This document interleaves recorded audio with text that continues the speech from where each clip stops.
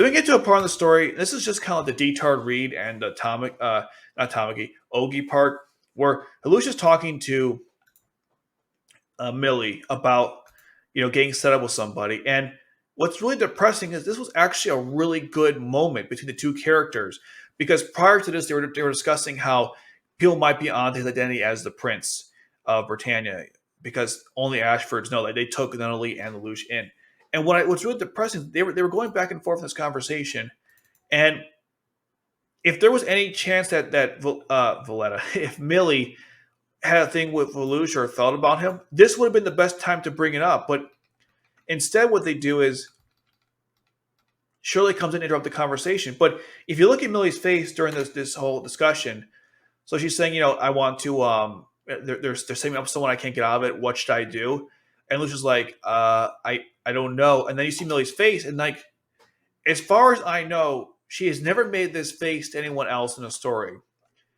It's like I legitimately care what you have to say, and we're good friends. I'm vulnerable, and I'm like Millie always either has like a really happy, carefree, which again is a mask. She doesn't really feel that way at all. Or she gets like that one scene during the Charles speech where she was kind of pissed off. But here she's very attentive what Lush has to say, and they don't follow up with anything. Instead, Shirley comes in and interrupts the whole conversation. And it was very depressing because much like the Detard and the Ogie conversation, I want this to keep going. They should have had a longer conversation discussing this situation here because if there was something going on between Millie and Lelouch, this was the scene to develop it. If there was anything. I don't think there was, but this was a moment to do it. And so they brought in Shirley in here. And don't get me wrong, like it made sense to bring her into the situation because they have to reveal that she doesn't remember anything and then therefore they're playing some kind of game and everyone's in on it. She thinks it's cute or something. I think it's really stupid, but that's what they're going with. And then ultimately she runs off. I think to do swimming or something. It's just depressing because I really liked that conversation that Millie was having with Lelouch, and it doesn't go anywhere. Considering their past, it could have been a better moment, but that's what we got from it, I guess.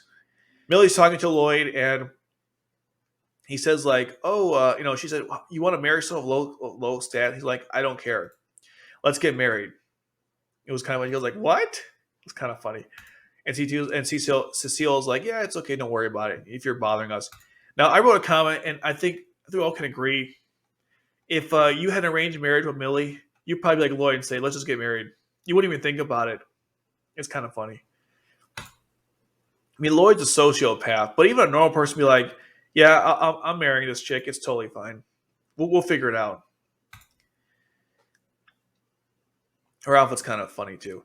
Kallen, even though she's acting an invalid, this is probably her most adorable scene in the whole story. Because she's like, "Oh, Arthur, is he gambling again?" Like she's definitely playing her role well. Very adorable part here. And then before that, this is another thing to mention. Suzaku says, "I thought maybe you had a thing with Lelouch," and she says again, "No, I don't." This is now 2 times in the story where Kallen was asked by someone or says outright, "Yeah, I don't like Lelouch," which is important because again, Kogia is not a harem. I'm not doing that rant again.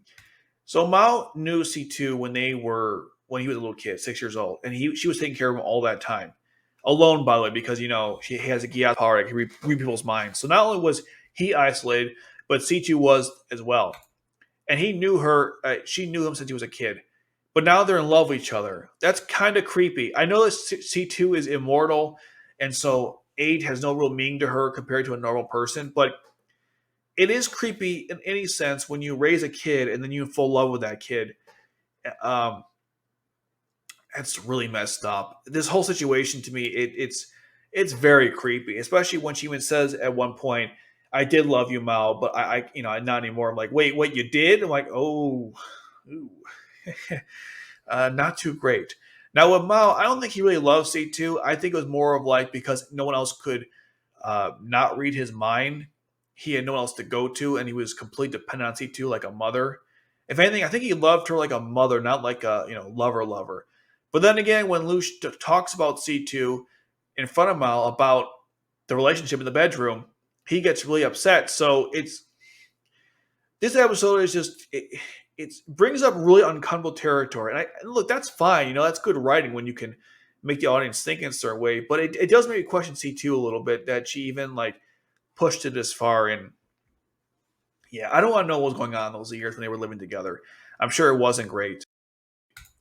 And then we get to the epic scene where Lelouch predicted Mao's responses, which he never did. If you watch this scene from beginning to end, nothing Lelouch said had anything to do with what Mao was talking about. He literally just talked about C2 for the last, like, I think it was a 10-minute conversation. All he said was, thinks of Mao. C2 never told her real name, did she? But I know it. And not only do I know it, but I know everything about C2. I also got all the parts of her that you'll never have, AKA the bedroom fun. So he basically talked with C2 the whole time. He ignored everything Miles said because Miles was talking to him like, wait, how do you know that? Her name? You're lying, or this and that. And Luce just keeps going on and on. And I like how there's a pause when he's talking to during the broadcast. And Mal thought he was just kind of, cat got your tongue. But really, Luce he recorded gaps in the conversation just to give buffer time for the cops to come. That's all it was. If you really watch this conversation, Lelouch the entire time did not predict any of Mao's responses, but his reactions. He knows if he brings up C2 in a sexual way, he'll get really upset, which is what occurred. His only goal here was to delay Mao and make sure he focused on the video, so when the cops come, he wouldn't be ready. I don't remember what made Clovis bad. I remember Lelouch said to Euphemia something about how he will be doing making her as bad as Clovis. I don't remember what Clovis did. Clovis, he ordered the deaths of Japanese people in the ghettos. I got you on battery really soon. He ordered the death of Japanese people in the ghettos because he thought he would lose his line to succession. Because, I know I said because already, but because C2 was lost to them. That was part of the Code R project. He didn't want to lose C2 because that would, I guess, cause problems down the road, and he failed with the Code R. So to cover up his failures of the Code R project, he killed innocent people in the entire Shikano? No. Shinjuku ghetto to cover it up, his failures. He covered that up, or he said like the story was Geass. He used the cover of Geass to kill innocent people so he wouldn't lose his accession in line for the throne because he failed with Code R. So to put it simply, he killed innocent people for no reason. Lots of innocent people in awful ways. Not there's any good ways to kill people, but you know what I mean. Plus, he was a pervert too, because he liked costumes. And he made like these sexual things for Cornelia and Euphemia to wear. So that's why he did. Was awful. He's also kind of a dick too in general. Clovis make those for his sister? I thought he just designed them. I don't think it was necessarily for his sisters. That's a fair point. I don't remember exactly what the context was here. I can look it up real quick. You're probably right. I don't think he made what they intended for his sisters to wear them. But still, though, this was. Let me see. No, not 6. Was it 8? Yeah, it was 8. Okay, let's see.